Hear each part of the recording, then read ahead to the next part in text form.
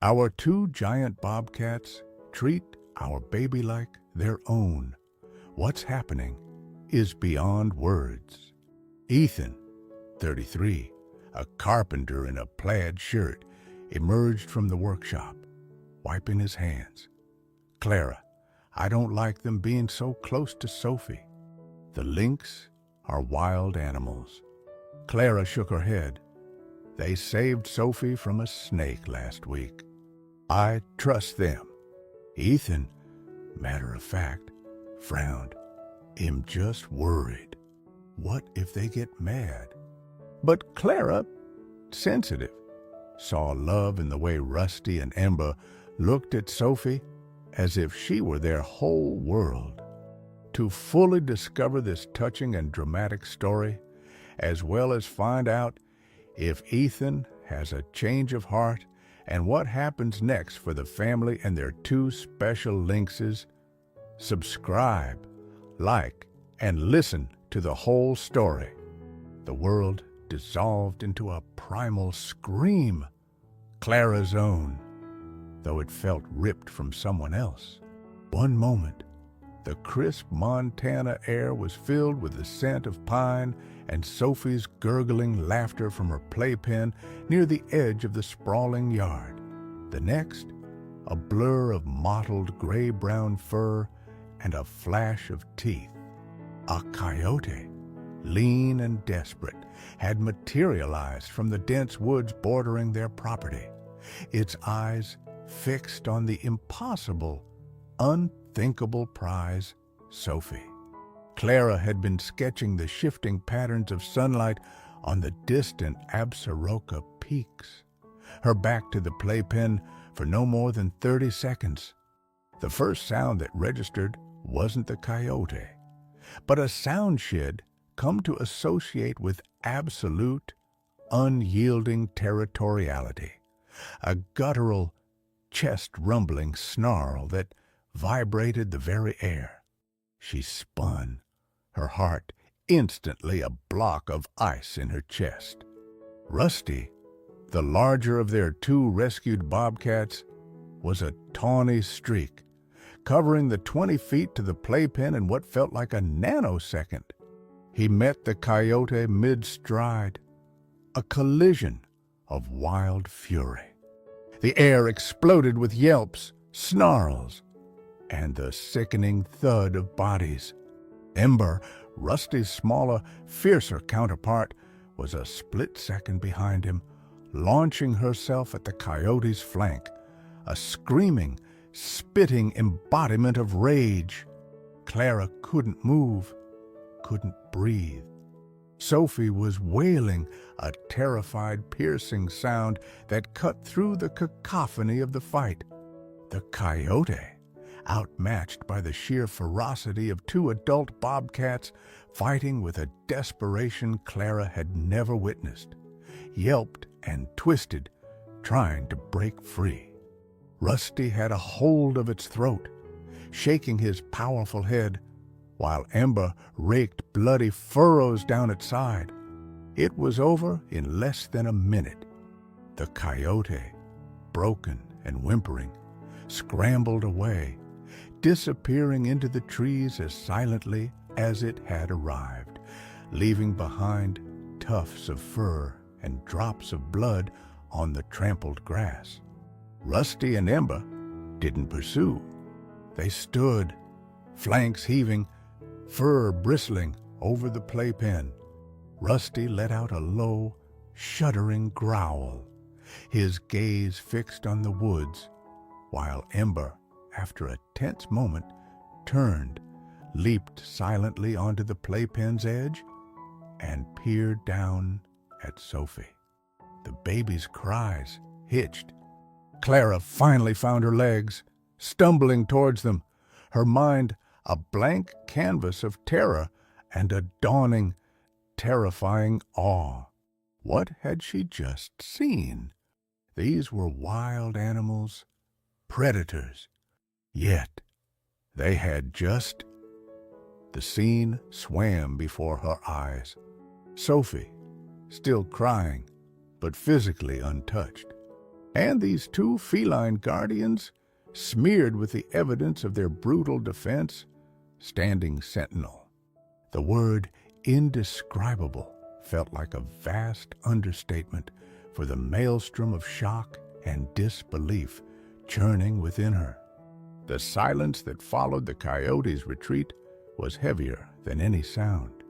Clara reached Sophie, her hands trembling so violently she could barely unlatch the playpen. The baby clung to her, burying her face in Clara's neck, her small body racked with sobs. Over Sophie's shoulder, Clara met Rusty's gaze. His brilliant, pale green eyes, usually holding a wild, untamable light, were fixed on her and the child with an intensity that was almost possessive. Ember, still perched on the playpen rail, made a soft, chuffing sound, a noise Clara had learned to associate with a strange form of bobcat contentment. It had been 18 months since Rusty and Ember had come into their lives, a harsh winter then, much like the one now threatening to descend. Ethan had found them near the southern fence line, caught in illegal leg-hold traps, likely set by poachers crossing onto their land from the national forest. Rusty, the larger male, had a mangled front paw and was half-starved. Ember, slighter, but with an indomitable spirit, had been trapped for longer, judging by her emaciated state, her fur matted with ice and blood. Ethan, a man whose practicality usually outweighed sentiment, hadn't had the heart to leave them. Head called Doc Allen, the old veterinarian from Livingston, who'd guided him through freeing them and then made the arduous journey out to the farm. They're wild. Ethan, Clara, Doc Allen had warned, after patching them up as best he could in the sturdy, unused horse stall Ethan had quickly converted. Bobcats, they don't tame. Best you can hope for is they heal up and move on. Don't get attached. But moving on wasn't simple. Rusty's paw took months to heal, leaving him with a permanent limp. Ember, fiercely protective of her injured companion, refused to leave his side. Confined initially, then given the run of the large, enclosed barnyard, they'd remained aloof, wary of Clara and Ethan, accepting food but offering no hint of friendship. They were a wild, untamed presence on the periphery of their lives on the remote Montana acreage Clara had inherited from her grandfather. She, a wildlife photographer by passion and profession, found their elusive beauty captivating, while Ethan, a carpenter whose hands were more used to shaping wood than tending to wild animals, remained cautious, respectful, but distant. Then, 9 months ago, Sophie had been born. The change in the Bobcats hadn't been immediate, but gradual, almost imperceptible at first. They'd started appearing closer to the house when Sophie was brought outside. Rusty would often settle on the porch railing, a silent, brooding sentinel, his gaze frequently drifting towards the baby's pram. Ember, more active, would occasionally stalk unseen through the tall grass near where Sophie played, her movements fluid and silent. Ethan's unease had grown. Clara, they're getting too comfortable, too close. It's not natural. They're just curious. Ethan, Clara had argued, though a knot of her own uncertainty would tighten. She'd spent hours watching them, her camera forgotten, trying to decipher their behavior. The inciting incident, the moment Clara's tentative hope began to solidify into a fragile belief, had occurred 2 months before the coyote attack. Sophie, then a 10-month-old crawler, had been on a blanket in the yard. Clara was a few feet away, weeding a stubborn patch of thistle. A low, urgent hiss from Ember, so close it made Clara jump, drew her attention. Ember was frozen, body low to the ground, eyes locked on a patch of grass near Sophie's hand. Coiled there, head raised, was a prairie rattlesnake, its tail a blur. Before Clara could scream or move, Rusty, who'd been dozing on the porch, launched himself. He didn't attack the snake directly, but landed heavily beside it, hissing and swatting, a terrifying display of feline aggression. The snake, startled and outmaneuvered, uncoiled and slithered rapidly away. Rusty had stood over the spot for a full minute, tail twitching, before turning his gaze to Sophie, then to Clara. There was no discernible emotion, just an intense, unwavering focus. That day, Clara had looked at these wild creatures, scarred and wary, and felt a profound, inexplicable shift. It wasn't just curiosity driving them. It was something deeper, something she couldn't yet name. The coyote attack had simply been the terrifying, undeniable confirmation. In the weeks that followed the coyote incident, an uneasy truce settled over the farm.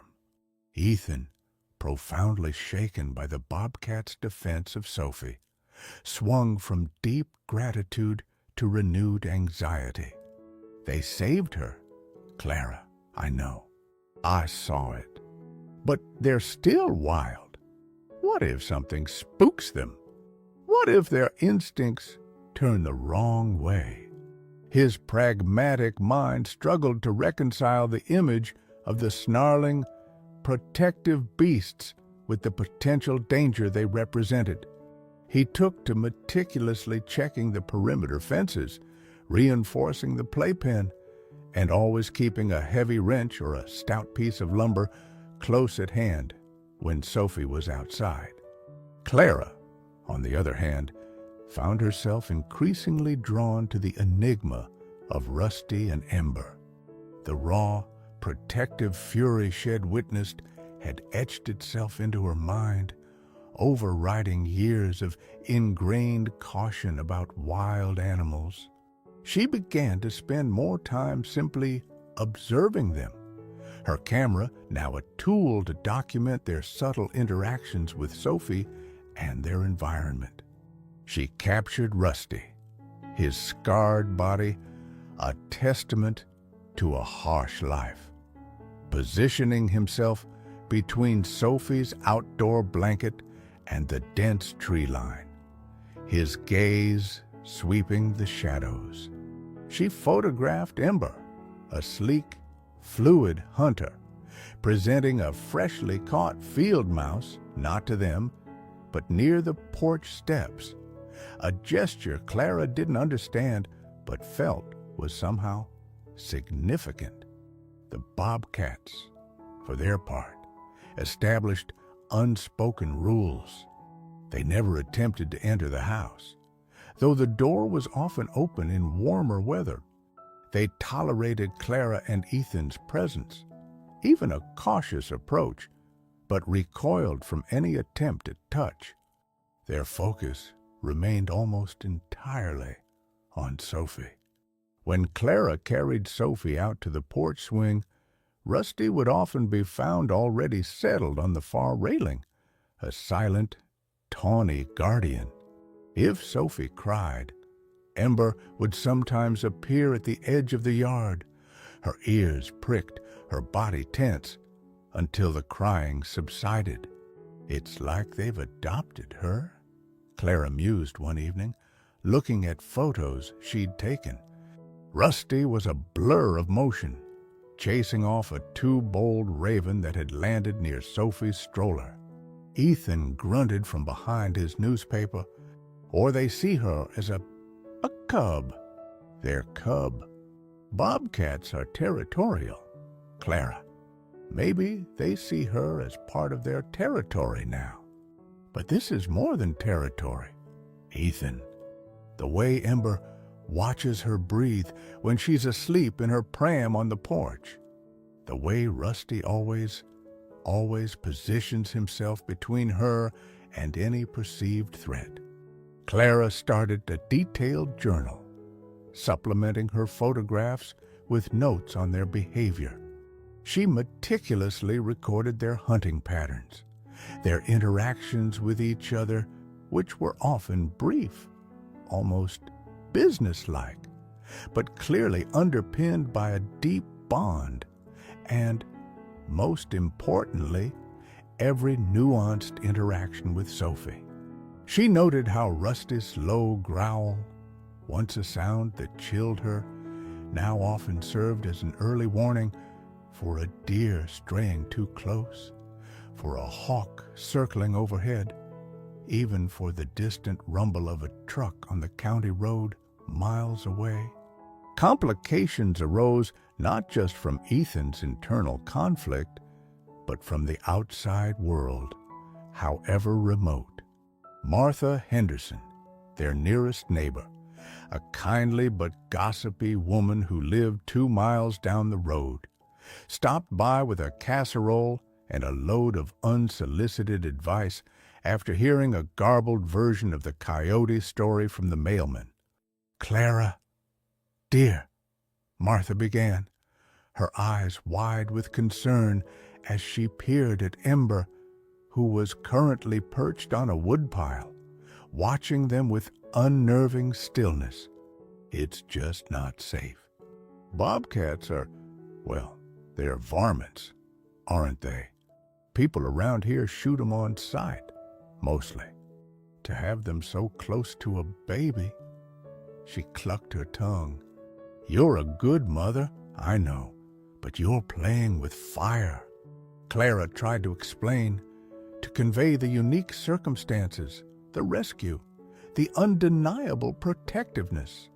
But Martha, like many, saw only the wild in the animals, the inherent, unpredictable danger. Her words, though well-intentioned, planted fresh seeds of doubt, not in what she had seen, but in her own judgment. Was she anthropomorphizing?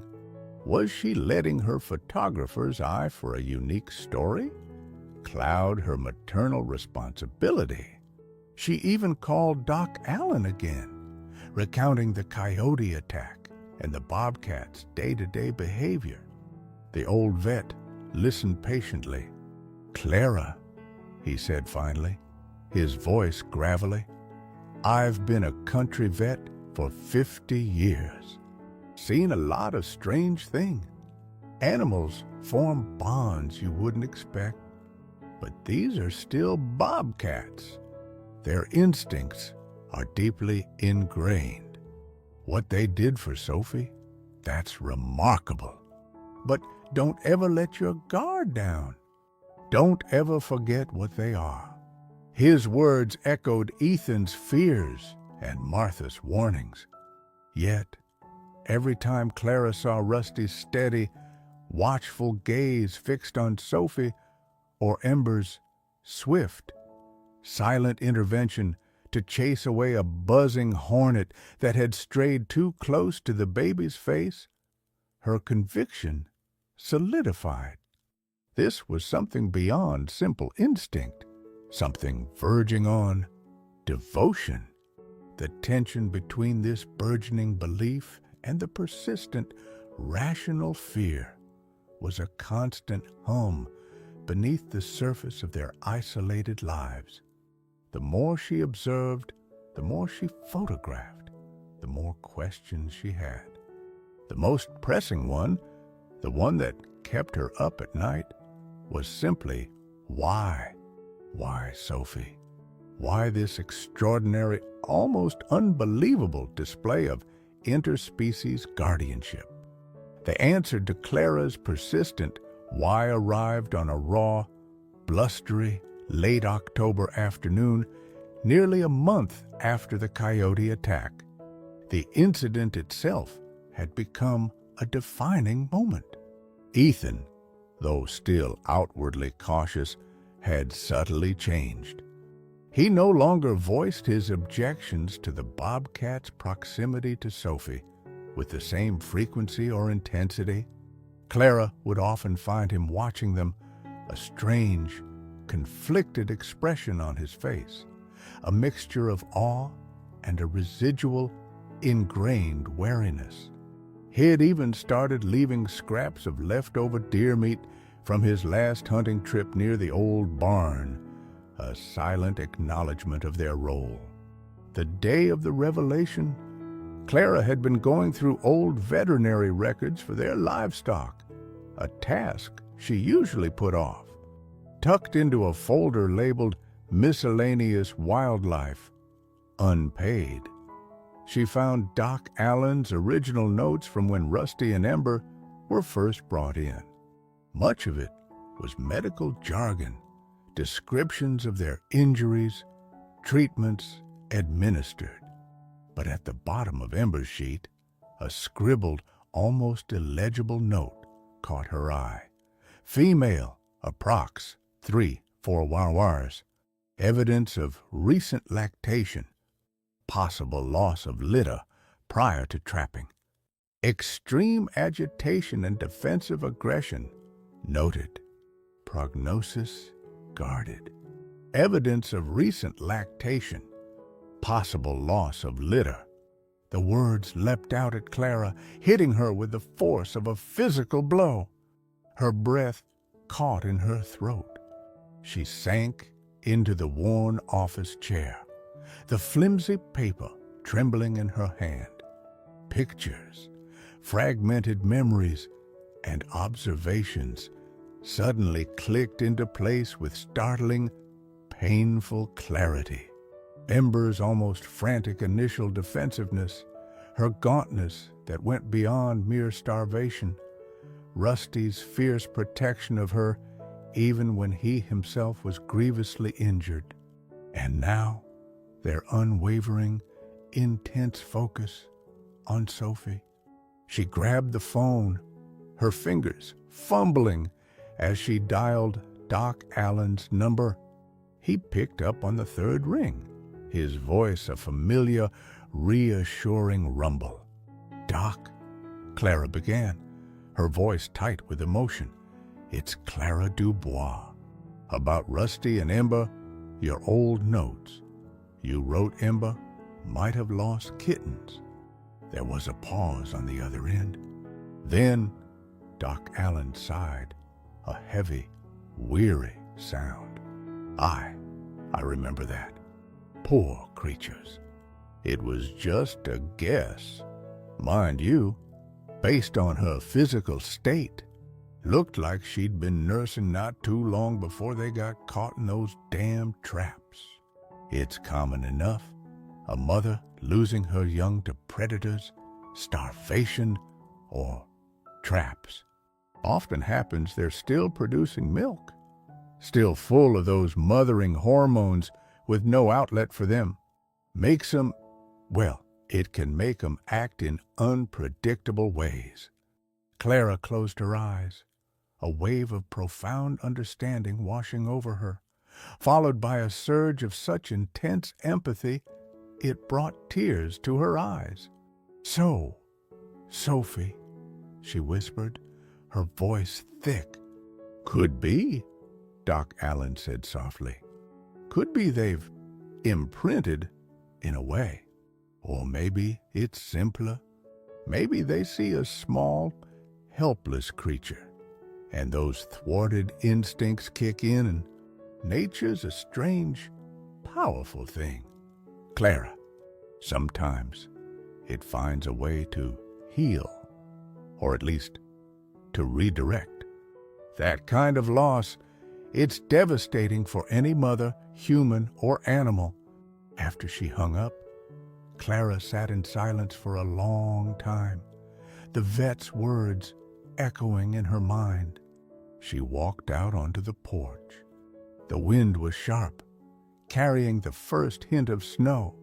Rusty was in his usual spot on the railing, a stoic, furry statue against the darkening sky. Ember was a few yards away, meticulously grooming her forepaw, but her ears swiveled towards Clara as she approached. Sophie was napping inside, warm and safe. Clara looked at these two wild animals, survivors of cruelty and profound loss, and saw them not as dangerous predators, but as fellow beings who had suffered. Their protectiveness of Sophie was no longer just a remarkable anomaly. It was a heartbreakingly poignant expression of displaced parental love. They hadn't just saved Sophie from a coyote or a snake. They were, in their own way, mothering her, guarding her with the fierce, unwavering devotion they would have shown their own lost young.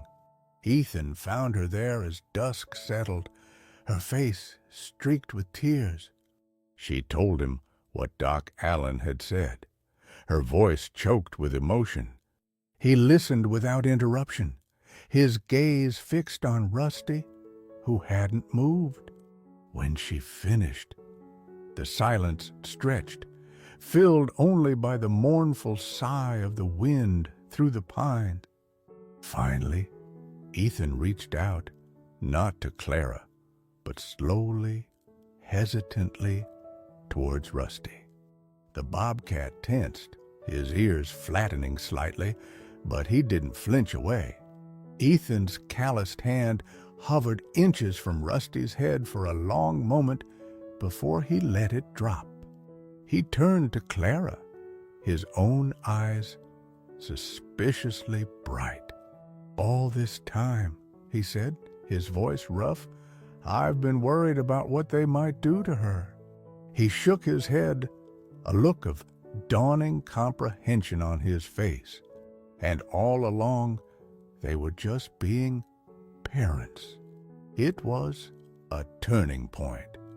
The fear, though perhaps never entirely absent, was now overshadowed by a profound understanding and a shared quiet grief for the Bobcats' lost family. From that day on, Clara and Ethan were no longer just observers or cautious caretakers. They were witnesses to a deep, instinctual, and incredibly moving bond. The dynamic on the farm shifted. The Bobcats were no longer just the Bobcats. They were Rusty and Ember, Sophie's fierce, silent, four-legged guardians. The point of no return had been crossed. Their lives were now inextricably intertwined with these two wild, grieving, and loving souls. The revelation about Rusty and Ember's lost kittens cast their subsequent actions in a new, poignant light. Winter descended on Montana with its customary ferocity, blanketing the farm in heavy snow. Life contracted, revolving around the warmth of the wood stove and the necessities of survival in their isolated haven. Yet, the Bobcats' vigilance over Sophie never wavered. If anything, it intensified. Clara documented it all. Rusty, his thicker winter coat making him appear even larger, would often create a trampled path in the snow around the areas where Sophie might be, even if just for a few minutes of crisp air on the enclosed porch.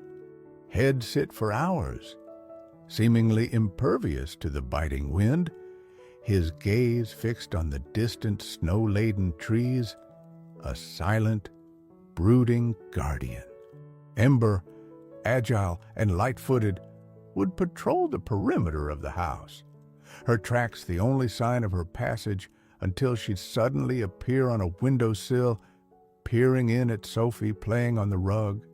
Ethan, his transformation from skeptic to believe her, now complete, took it upon himself to ensure the Bobcats were well provisioned through the harsh winter.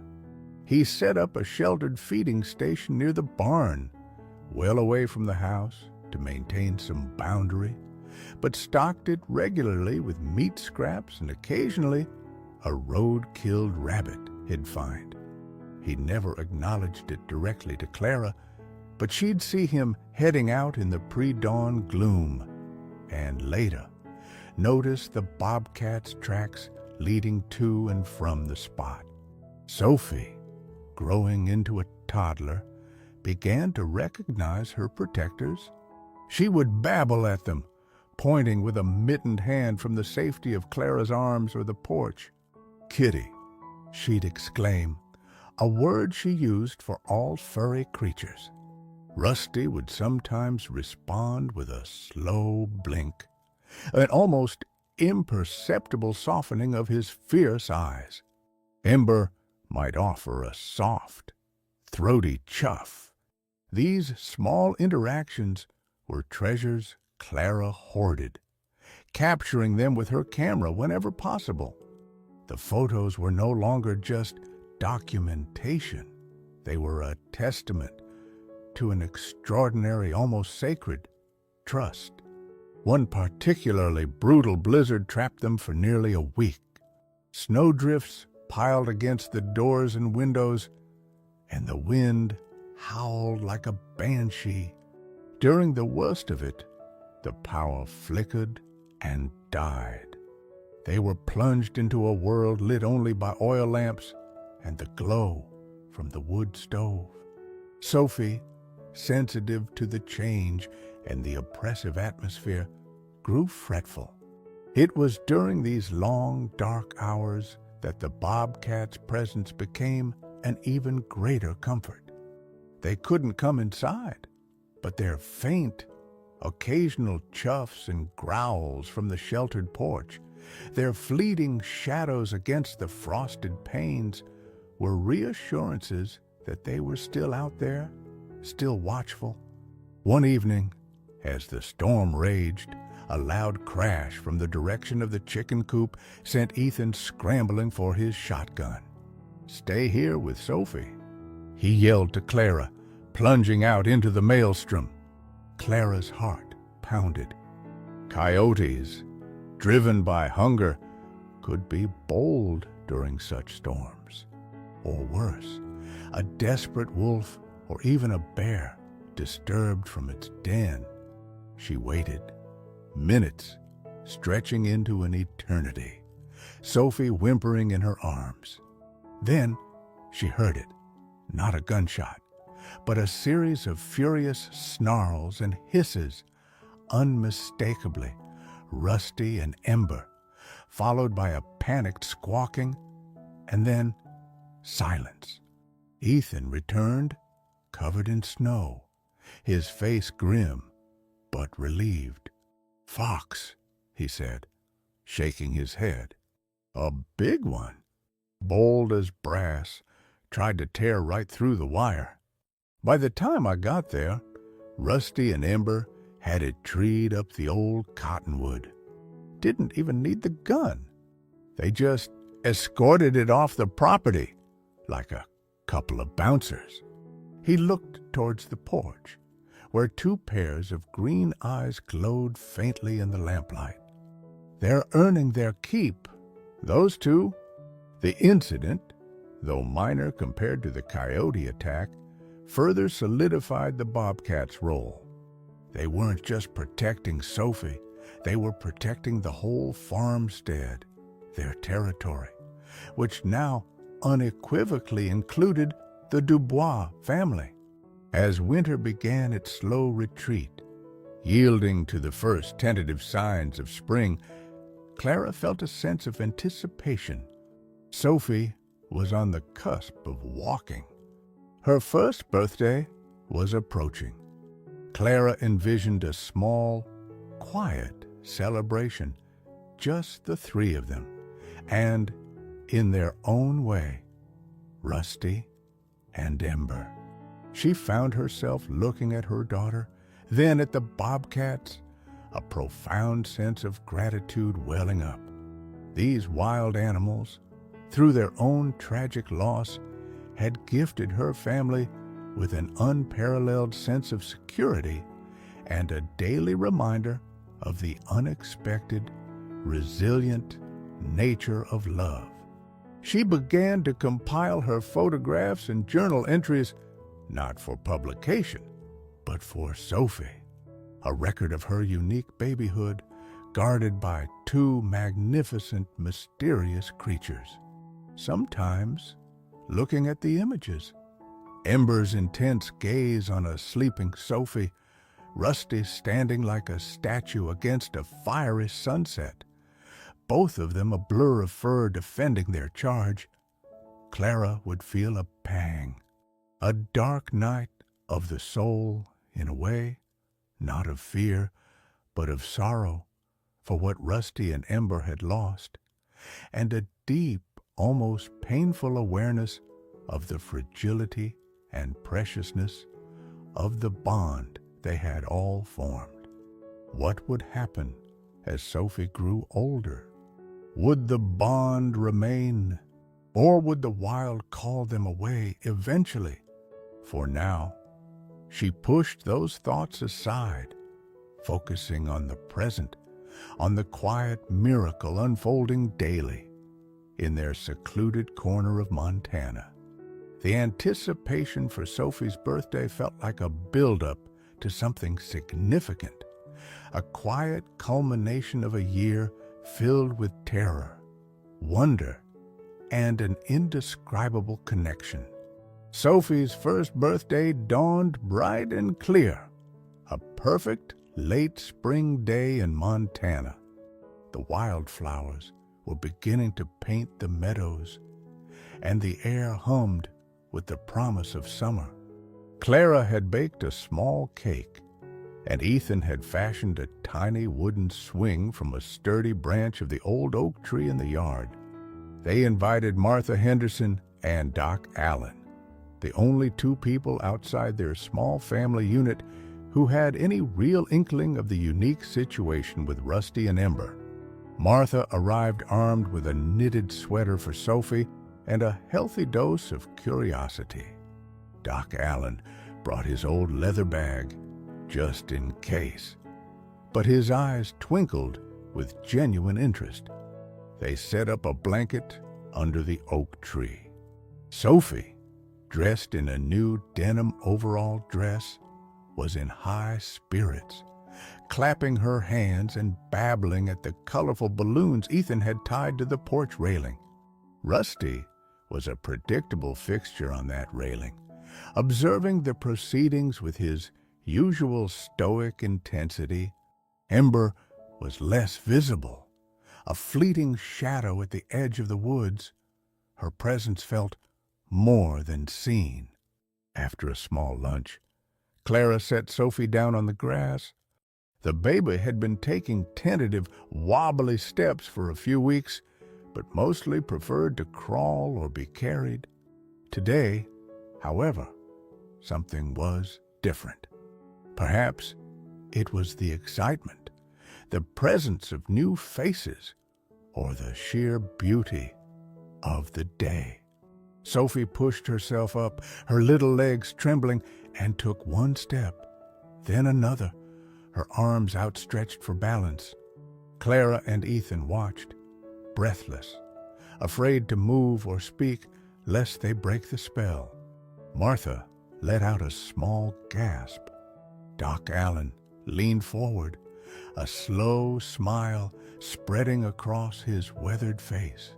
Sophie took a third step, then a fourth, directly towards the porch railing where Rusty was perched. He didn't move, but his ears swiveled forward, his gaze locked on the approaching child. She was halfway there, unsteady but determined, when her little foot caught on a tuft of grass. She wobbled, her arms windmilling, and then, with a surprised cry, she began to fall. Before Clara or Ethan could react, Rusty launched himself from the railing. It wasn't the aggressive, predatory leap she'd seen him use against the coyote or the snake. This was different. He landed softly, almost impossibly so for an animal of his size and power, right beside Sophie as she toppled. He didn't touch her, not directly. Instead, he lowered his big, tawny head and nudged her gently, almost imperceptibly, with his shoulder, breaking her fall, guiding her into a soft tumble onto the grass rather than a hard impact. Sophie, surprised rather than hurt, sat up and looked at him. Rusty remained beside her, his body a warm, furry barrier. Then Ember materialized, silent as a whisper, on Sophie's other side. She let out a series of soft, rumbling chuffs and gently licked Sophie's outstretched hand. Once, a gesture so unexpected and tender it made Clara's heart ache. Sophie, far from being scared, reached out a chubby hand and patted Rusty's broad head. "Kitty," she declared, a wide, joyous smile spreading across her face. "Nice kitty." Rusty endured the pat, his eyes half closed.